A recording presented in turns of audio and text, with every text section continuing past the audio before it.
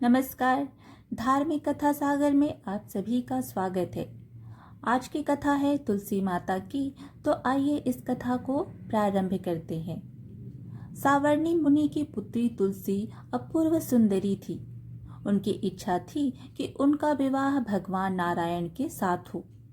इसके लिए उन्होंने नारायण पर्वत की घाटी में स्थित बद्री वन में घोर तपस्या की। दीर्घकाल तक तपस्या के उपरांत ब्रह्मा जी ने प्रसन्न होकर दर्शन दिया और वर मांगने को कहा। तुलसी जी ने कहा, सृष्टिकर्ता ब्रह्मदेव, आप अंतर्यामी हैं, सबके मन की बात जानते हैं। फिर भी मैं अपनी इच्छा बताती हूँ। मैं चाहती हूँ कि भगवान श्री नारायण मुझे पति के रूप में मिले। ब्रह्मा जी ने कहा, तुम्हारा अभीष्ट तुम्हें अवश्य मिलेगा। अपने पूर्व जन्म में किसी अपराध के कारण तुम्हें शाप मिला है। इसी प्रकार भगवान श्री नारायण के एक पार्षद को भी दानव कुल में जन्म लेने का शाप मिला है। दानव कुल में जन्म के बाद भी उसमें नारायण का अंश विद्यमान रहेगा। इसलिए इस जन्म में पूर्व जन्म के पाप के शमन के लिए संपूर्ण नारायण तो नहीं, नारायण के अंश से युक्त दानव कुल जन्मे उस श्रापग्रस्त पार्षद से तुम्हारा विवाह होगा। शाप मुक्त होने पर भगवान श्री नारायण सदा सर्वदा के लिए तुम्हारे पति हो जाएंगे। तुलसी जी ने ब्रह्मा जी के इस वर को स्वीकार किया, क्योंकि मानव कुल में जन्म के कारण उसे मायावी भोग तो भोगना ही था। तुलसी जी बद्री वन में ही रहने लगी। नारायण का वह पार्षद दानव कुल में शंखचूड़ के नाम से पैदा हुआ था। कुछ दिनों के बाद वह भ्रमण करता हुआ बद्री वन में आया। यहाँ तुलसी जी को देखते ही वह उन पर मुग्ध हो गया। तुलसी जी के सामने उसने अपने साथ विवाह का प्रस्ताव रखा। इतने में ही वहां ब्रह्मा जी आ गए और तुलसी जी से कहा, तुलसी, शंखचूड़ को देखो, कैसा देवोपम इसका स्वरूप है। दानव कुल में जन्म लेने के बाद भी लगता है जैसे इसके शरीर में नारायण का वास हो।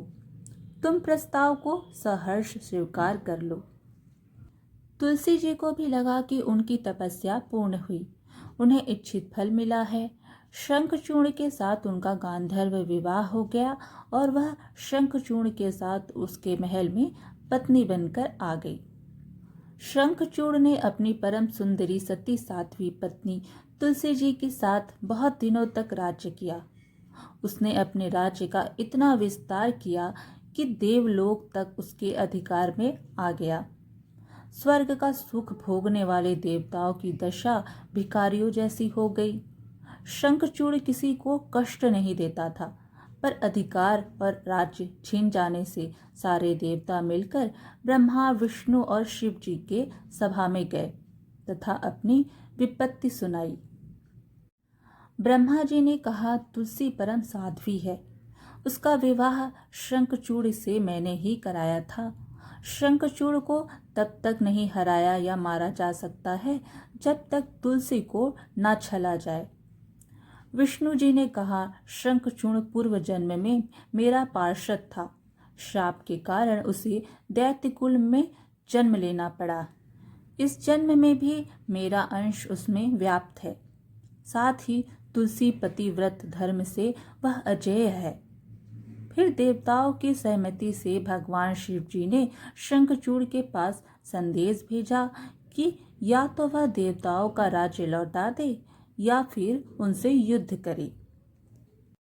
शंखचूड़ भगवान भोलेनाथ के पास पहुंचा।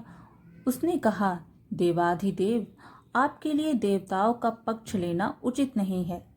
राज्य बढ़ाना हर राजा का कर्तव्य है। मैं किसी को दुखी नहीं कर रहा हूँ। देवताओं से कहिए वे मेरी प्रजा होकर रहें। मैंने आपका भी कोई अपकार नहीं किया है। हमारा आपका युद्ध शोभा नहीं देता। अगर आप हार गए तो बड़ी लज्जा की बात होगी। मैं हार गया तो आपकी कीर्ति बहुत अधिक नहीं बढ़ेगी। भगवान शिव जी हंसे। वे तो सब रहस्य समझते थे। तुलसी और शंखचूड़ के पूर्व जन्म के शाप की अवधि लगभग पूरी हो चुकी थी। बोले, इसमें कीर्ति और लज्जा की बात नहीं। तुम देवों का राज्य लौटाकर उन्हें उनके पद पर प्रतिष्ठित होने दो। युद्ध से बचने का यही एक उपाय है। शंखचूड़ ने कहा, मैंने युद्ध के बल से देवलोक जीता है, कोई उसे युद्ध के द्वारा ही वापस ले सकता है। यह मेरा अंतिम उत्तर है, मैं जा रहा हूँ। ऐसा कहकर शंखचूड़ चला गया। उसने अपनी पत्नी तुलसी जी को सारी बात बताई और कहा, कर्म भोग सब काल सूत्र में बंधा है। जीवन में हर्ष, शोक, भय, सुख दुख, मंगल अमंगल काल के अधीन है। हम तो केवल निमित्त हैं। संभव है भगवान शिव जी देवों का पक्ष लेकर मुझसे युद्ध करें। तुम चिंता मत करना, तुम्हारा सती तेज मेरी रक्षा करेगा। दूसरे दिन शिव जी के नेतृत्व में देवताओं ने युद्ध छेड़ दिया। शंखचूड़ ने भीषण वाणों की वर्षा कर उनका वेग रोका। उसके प्रहार से देवता डगमगाने लगे। उसने दानवी शक्ति का प्रयोग कर मायावी युद्ध आरंभ किया।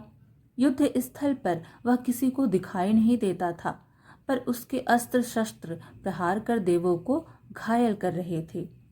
देवगण अपने अस्त्र चलाए तो किस पर चलाएं, क्योंकि कोई शत्रु सामने था ही नहीं। कई दिनों तक इस तरह भयंकर युद्ध चला। शंखचूड़ पराजित नहीं हुआ। तब शिव जी ने विष्णु जी से कहा, कुछ उपाय करो, अन्यथा मेरा तो सारा यश मिट्टी में मिल जाएगा।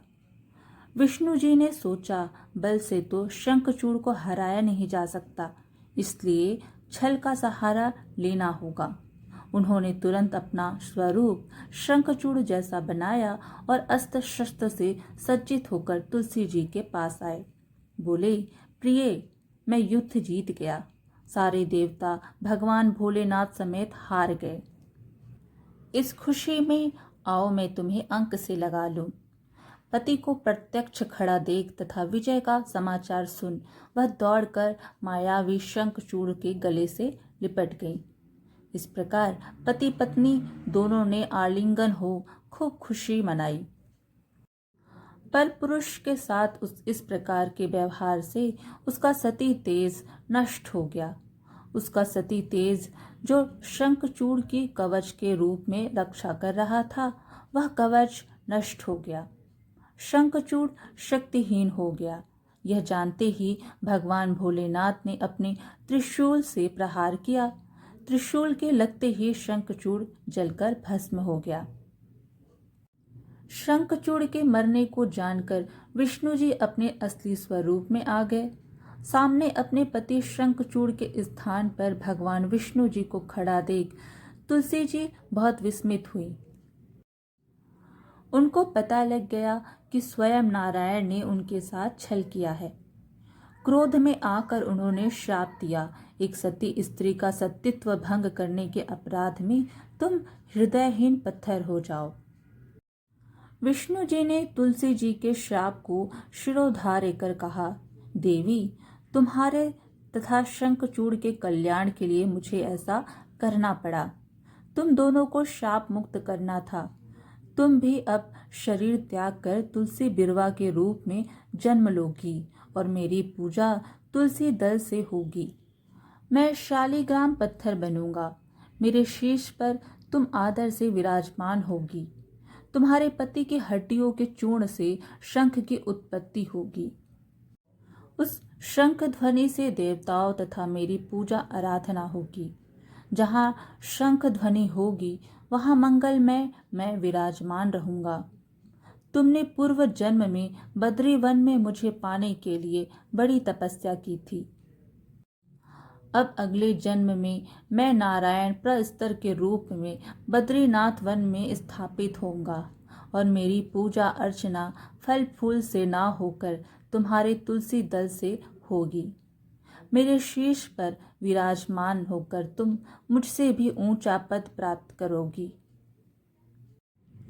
तो इस प्रकार तुलसी विवाह की कथा यहीं समाप्त हुई। फिर मिलेंगे एक और धार्मिक कथा के साथ। वीडियो पसंद आए तो लाइक ज़रूर करिएगा और प्लीज़ चैनल को भी सब्सक्राइब करना ना भूलें। धन्यवाद।